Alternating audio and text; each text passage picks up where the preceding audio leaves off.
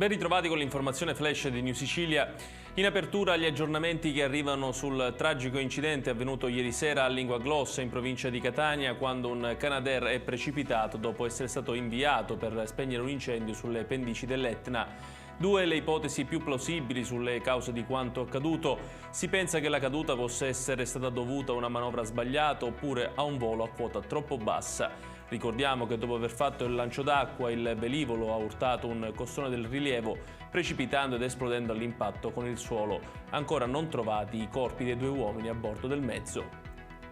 Adesso gli sbarchi, nonostante le 5 richieste inviate dal capitano della Humanity One per procedere con lo sbarco in un porto italiano maltese, non è ancora arrivata alcuna autorizzazione. Intanto la ONG SS Humanity ha comunicato che, in attesa di ottenere il via libera, nella notte è stato evacuato in Italia un minore a bordo della nave che soffriva di forti dolori addominali. A occuparsi dell'operazione è stata la Guardia Costiera. La nave, che batte bandiera tedesca, si trova in acque internazionali, ma comunque a poche miglia dalla fascia costiera tra Catania e Siracusa. A bordo dell'imbarcazione ci sono al momento 179 persone soccorse in mare negli scorsi giorni. Passiamo adesso ai dati relativi al Covid in Sicilia. Stando al bollettino giornaliero del Ministero della Salute, nell'isola rispetto a ieri si registra un incremento di 448 attuali positivi per un totale di 20.428 casi.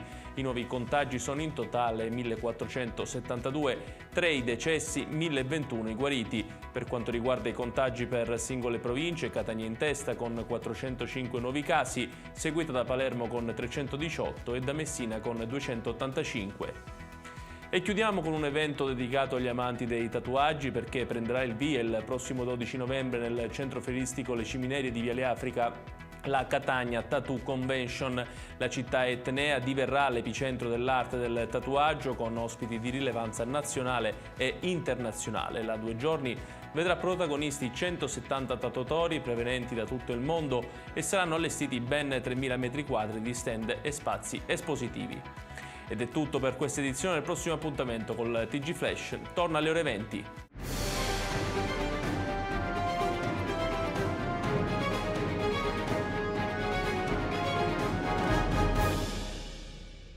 Procar, centro assistenza autorizzato BMW e Mini, adesso anche BMW Motorrad, via George Marshall 7, Mister Bianco, Catania.